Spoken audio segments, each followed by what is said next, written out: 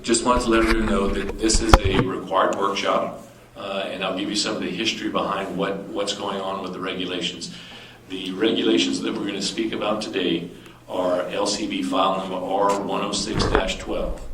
This was done in 2012, but never followed through completion, so these will all predate me. But if we don't get these regulations put in place, then I get to go to the legislature and speak to them and tell them why we haven't gotten these through the process. So we're getting through the process now.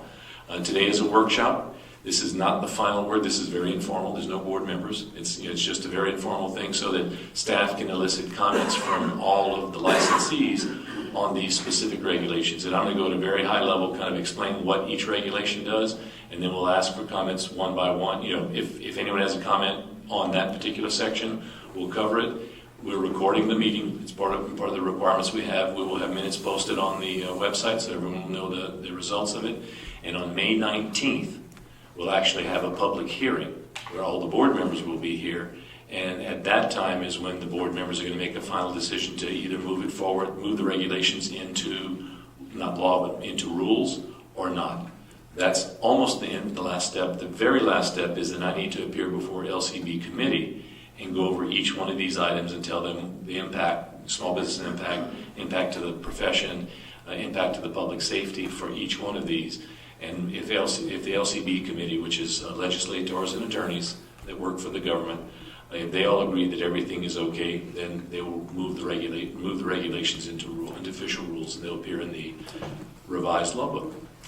And just to let everyone know, we also have a revised law book for the two pieces of legislation, actually the one piece of legislation that went in for the new laws, the duplicate license, that was changed, and so now we have a new law book. It's really the only section in there. I think that's the only section they changed was the duplicate license, where you can get a duplicate license for any reason, not because you had to get an affidavit and all this other stuff saying that someone stole it, it got destroyed, whatever. You just have to say, I'm working in a couple of places.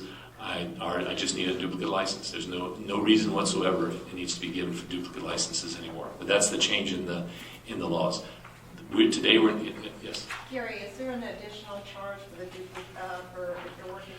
I'm trying to get one in duplicate license is a straight flat $25. No, for working in two separate places. If you get two licenses, will it be an additional $25? $25, yes. And today, just so everyone knows, we are going to talk about the new laws that are being proposed, but that's not a part of this workshop. The actual workshop part of it is discussing the new regulations. This R106-12. This was done during when Vince was the executive director, Mr. Vince Jimno, and the regulations themselves were written by Sarah Bradley. She was directly involved in the writing of this. They've been reviewed by the LCB attorneys, the committee, and they've approved the writing, so the actual wording of that.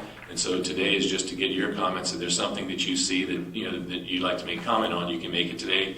It'll be recorded. It'll be a part of the record that we submit to the LCB committee.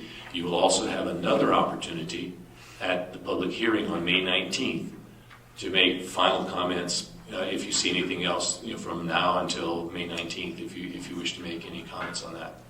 So with that, we'll move forward. This is a workshop. It's not an official public meeting per se. So we'll just move forward. Now I'll start by going over each one of the sections, and if I'll pause at the end of the explanation of each section. If anyone has comments, you can come up to the mic, make the comments. We'll note them, we'll record them, and we'll have, like I said, we'll have minutes of the entire meeting published on our website.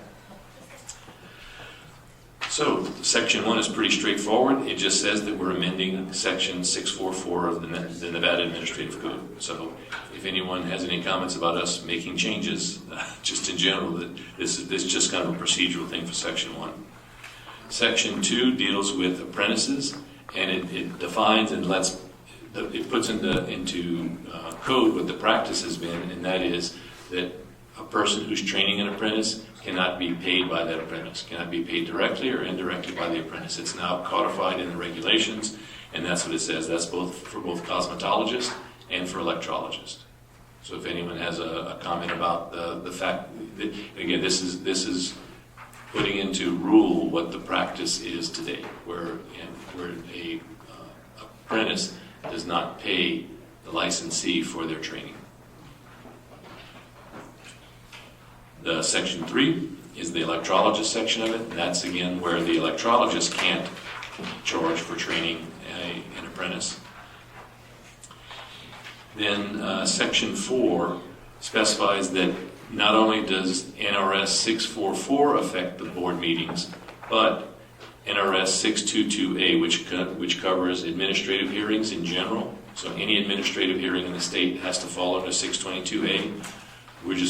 We now have our rules now comply with that, saying that for contested cases, if someone says, I didn't do it, I want to defend myself with an attorney, or I want to defend myself by myself in front of the board, then for any contested case where they say, I didn't do it, they cited me but I didn't do it, we follow the board rules under NRS 644. We also have to follow NRS 622A, which is the general administrative rules for any contested hearing.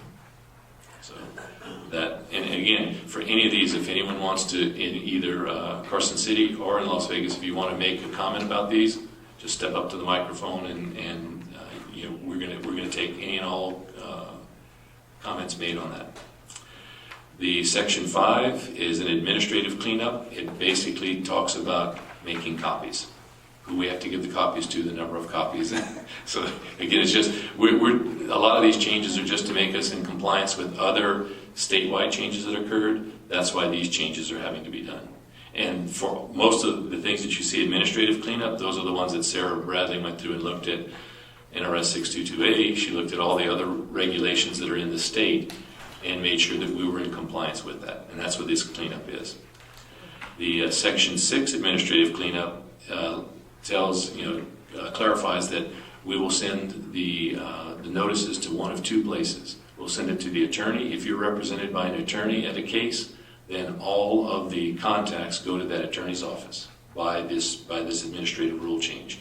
If not, then we send all notices to the last known address. So if you have an incorrect address with us at the board, it's going to that incorrect address, because we don't have an obligation to go out and seek addresses. The licensee has the obligation to keep us informed with their work address and their personal address. So if we need to send a notice out to them, that's where it's going to get sent to.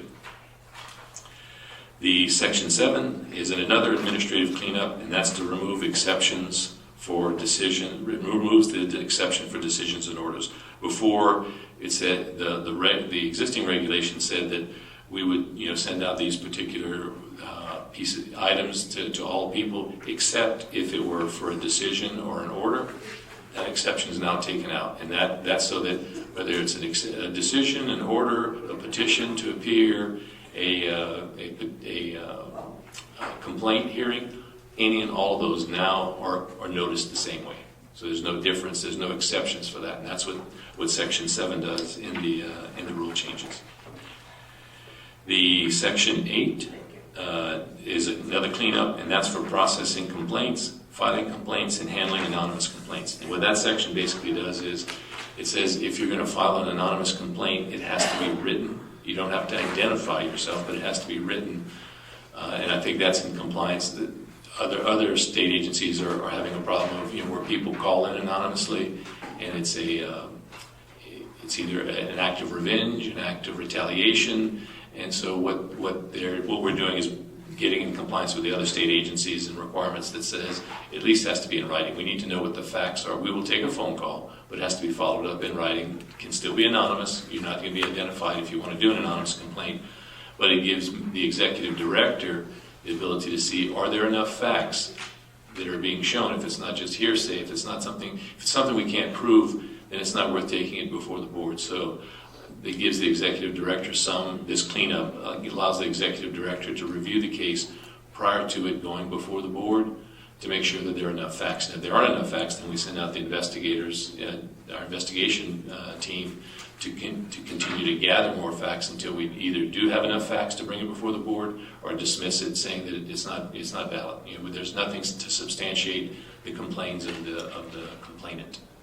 So that's what that particular section covers, Section 8.